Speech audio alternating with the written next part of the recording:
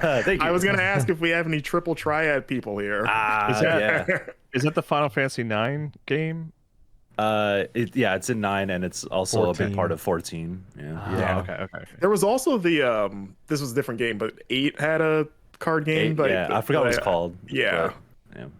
That one was I remember ignoring that. In the There's no fucking way, bro. That has to be a bit. That has to be a planned bit. The other day, Game Informer and Square Enix paired up together and they released a lot of information right here. They do this for a lot of their big games. Whatever it is that they're covering is the cover of the article. They go through and they do a lot of details and a lot of stuff. So starting right here on December 19th at 11 a.m., they basically dropped all the exclusive information, the cover reveal, the digital issue went live, and then they had exclusive previews. All of that stuff is pretty much the same information, just all in full if you want to access that. But then they dropped another one, which was more details on that, like how Final Fantasy VII Rebirth's open world is full of side quests. And then they dropped this today. So as you can see, there's a trend. They're dropping something either every day or every other day that is Final Fantasy VII Rebirth related. They do this for all of their cover articles. One thing to note that I found very important is the fact that they did this with Resident Evil 4 remake. And I know this because I was covering this live when it was happening, but like every day they were dropping something very valuable for Resident Evil 4. And even like the rapid fire questions where they interview devs and they give them 80 questions really quick and see what they're what they can come up with and talk about. Sure enough, that's going to happen for Final Fantasy VII Rebirth. Be on the lookout for that. The new one that they dropped today is actually a podcast detailing information from their trip to Japan, where they got to meet with the devs, go with Square Enix employees, play the game, and ask questions. And we're gonna watch this together. Shall we dive in, y'all, into Final Fantasy VII? Yeah. What? We got a lot into. We dove deep into the philosophy behind this trilogy, and Nomura had a lot of interesting things to say about the topic of death. Very poignant. I have heard you don't know what you're getting into sometimes when you can interview that man. He's just he's such a a force. It's a wild card. Yeah, and for whatever reason he chose to bless us with some knowledge that day, and it was. About death? Yeah, man. He was. He knows stuff, huh? Yeah. Did he like grab your shoulder and be like, "Listen, son"? I am not a JRPG guy, but I'm our only video person on staff, as people know. So I go on these trips, and I don't necessarily. I'm not the the expert on these, right? But I came away really excited about Rebirth. I think that's fair. Somebody asked if Fort Condor is in the game. It is in the game. We played pretty much up until that moment in the game. What's been very interesting in regards to Fort Condor is they're being very secretive about the minigame returning. For those that remember, if you played Intermission, Yuffie's DLC had this Fort Condor minigame. It was awesome. It was addicting. It was really cool. I really love that they designed and implemented this into Intermission. And it actually added on a lot of hours to that playthrough. You could battle so many different people throughout the game. Continue to get different boards and different characters. We know that that Rebirth is going to be filled with tons of mini games. I mean, they're talking about like the piano mini game, Queen's Blood, and there's many other ones, things that are specifically related to the Gold Saucer, things that are the Gold Saucer but are now scattered around the world for us to play and access and enjoy. There is no talk about Fort Condor and it coming back to being a playable thing. At this point, I don't think it is going to be in Rebirth. Like the actual place itself, Fort Condor is. We've seen the screenshot. We've seen them actually just talk about it right here. They said, yeah, Fort Condor, the place is in the game, but we didn't get to go to it yet. I wonder if this will be still something that we can play around the world. I'm kind of disappointed at that fact that it's not. Fingers crossed that is not the case, that it's something that we can really enjoy and like play together again, or like play for a longer period of time, because I really did enjoy this and I love the different strategies. I mean, I found this like bully strategy right here where you just rush guard dog, because guard dog ignores all the enemies and goes straight towards this. So if you have enough ATB and you just spam guard dogs out, it'll just bum rush the main thing and like sort of take them out like kamikaze style. It's kind of very like cheesy. I can't lie, it actually is very cheesy. I hope things work out and we actually end up getting like Fort Condor come back into the game. It was such a big hit for a lot of people with Intermission's DLC. You kind of think that it would be included in discussions, at least in some interviews, but they're just flat out not talking about it, or people are probably asking them and they're like, don't include that question into it, so they just remove the question from it. Because I can't believe like none of the interviewers have been able to like ask them that simple of a question. I played like 10 hours of Remake and really enjoyed it, and I kind of fell off. I think after coming away from this Benefit of the doubt, he said he's not a JRPG guy, he's the video guy, and he also works for a gaming company. So if it's like a genre that you're not really into, you're not gonna be like finishing it. I get it. Like there's a lot of games that we start on the channel that we have not finished, and we need to go back and finish, even though they're right up my alley. This guy just said he only played 10 hours of Remake, never finished it. Giving him the benefit of the doubt, like, you know, working for a gaming company, you're busy, you're playing all kinds of different games. You gotta, like, if you don't finish one in time, you gotta jump to the next one. You don't really often get the time to go back and finish other ones, and you know, shit just happens. But damn, man, 10 hours of Remake. Okay, I gotta play that and finish that over the holidays, so that like it really ignited, you know, I gotta play this. Oh, that's cool. It motivated him to do it. Yeah, it looks gorgeous. One thing that Hamaguchi told me, like we were just talking afterwards, and he said this is the most confident he's ever been in a game.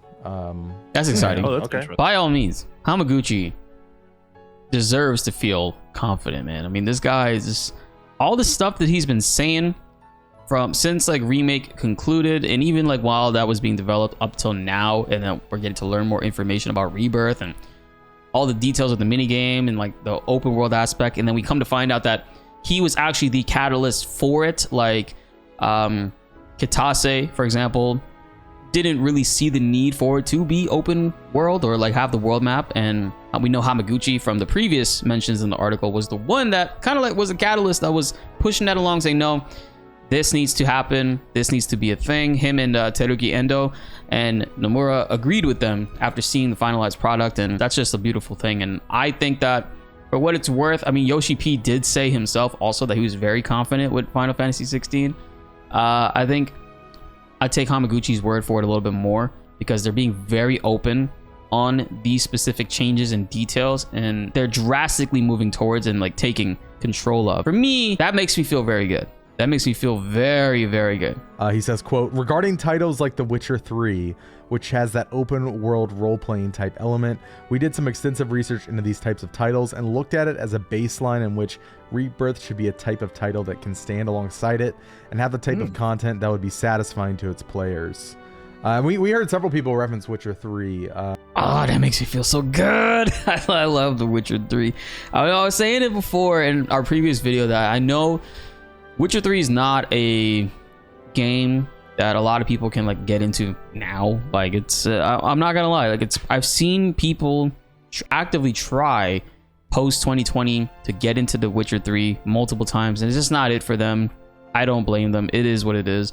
But I love the way that that game, like, it does its world, it does its story, and its side content. I think the side content is done pretty damn well in Witcher 3, and really looking forward to seeing exactly what elements, obviously the side quest stuff, did they take from that, and how are they going to emulate it in their own world of Final Fantasy VII Rebirth, which is the most exciting thing, really. During our rapid fire, which people can view in early January, we asked like what Hamaguchi's favorite non-Square Enix RPG is, and you know, we were kind of expecting him to, you know, toe that line of like that PR friendly line of like, well, actually I really do like Square Enix titles, and he just instantly was like Witcher 3. Dang. That is the unfortunate part about all of this. They have all of these videos, like all of these like videos that they did right here with Resident Evil 4 Remake, where they have the exclusive gameplay walkthrough, the side quest elements behind that stuff, 80 rapid fire questions about Final Fantasy VII Rebirth, all of that stuff. They're just sitting on and they're waiting to release in January. And did he say specifically what he said? Early January? It's like what people can view in early January. Yeah, unfortunately, early January. I mean, that kind of lines up with the Apex Legends Final Fantasy VII event. Remember, there's an Apex Legends Final Fantasy VII Rebirth event coming up January 9th, I think that is. So maybe around then, maybe that week, we could start to expect to see more of the official like footage that they were able to capture and edit and play of Final Fantasy VII Rebirth. New gameplay being able to grace us. Just like with Resident Evil 4 Remake, which they did a couple weeks before Resident Evil 4 Remake came out. They did a 80 rapid fire questions about Resident Evil 4 Remake, so we can expect for that to be the case in Final Fantasy VII Rebirth's coverage on Game Informer's website. Won't be seeing official gameplay stuff until, unfortunately, early January, so we have to wait. It's not too far away. It is technically next month, but next month is in a little over a week now, so we got what, less than 2 weeks from now we'll be seeing gameplay of Final Fantasy VII Rebirth, more side quest stuff, and 80 rapid fire like questions from Hamaguchi that's probably going to set the world on fire again when it comes to Kate Sitt's name pronunciation. God damn, it's gonna get rough, guys. Thank you. I was gonna ask if we have any triple triad people here. Is that the Final Fantasy 9 game?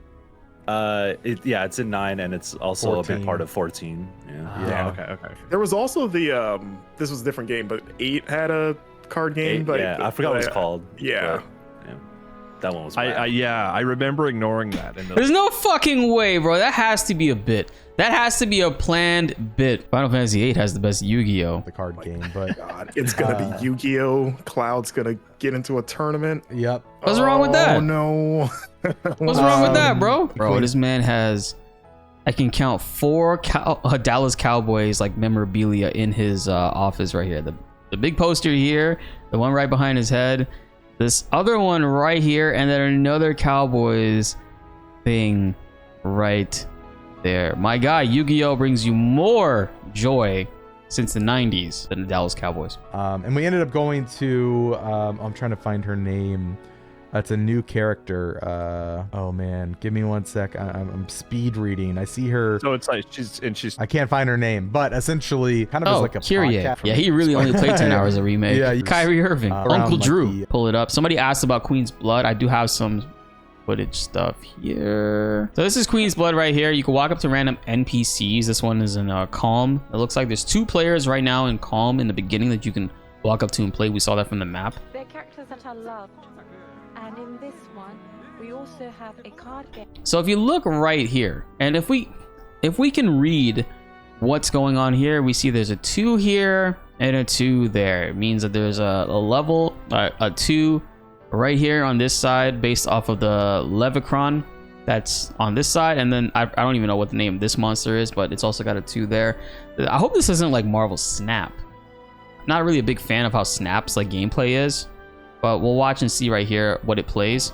And this card game, so it's playing the little squirrel enemy, and it's a 1, and the direction that it moves in a Tetris piece. I would call this, well, there's technically 2 Tetris pieces, right? The plus sign right here, and then it's this one, the Z, the sideways Z. So he puts it down, and it adds a 1 here. But did it move the chess piece over? All right, there's a pawn here, and 2 pawns here. this card game is that So when you put it here, it removed a pawn, but it put 1 to the right? there's a story. Is that what happened? Their characters in this one. We have to like dissect this shit. Oh yeah, there's 2 here. Card game is that 1, there's a move that there. story. So And this is all we get. Like it cuts the gameplay right there. What was the next card it was gonna play? There's not much gameplay stuff we can see here. Also, there's 2 pawns on the squirrel rat thing, and it moved the second pawn up. Yeah, we're gonna have to like get more, and that obviously that's based on the pattern, which is shown right here. The squirrel has that pattern where it's gonna take a pawn and move it right, and moved it up 1, based off of this direction that we're seeing here.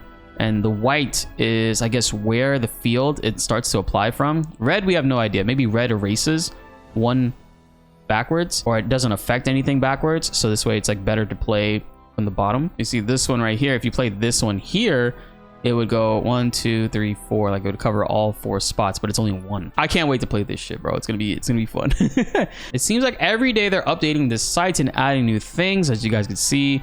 Something on the 19th.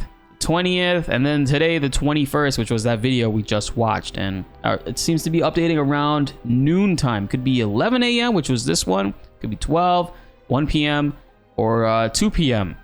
Eastern time, that is. So be on the lookout for that. I will be keeping you guys all covered on whatever comes up our way, but we can expect to see more details and gameplay in January, which is a little disappointing. I was expecting to be sooner, you know, a little early Christmas present, but they're spreading their content out. They're spreading their content out and probably waiting for this Game Informer issue to physically, officially release, and then we can enjoy it there. So be sure to like the video if you enjoyed, and subscribe if you are new. More Final Fantasy videos are on the way and you don't want to miss them. My name is BltzZ, and thanks for watching.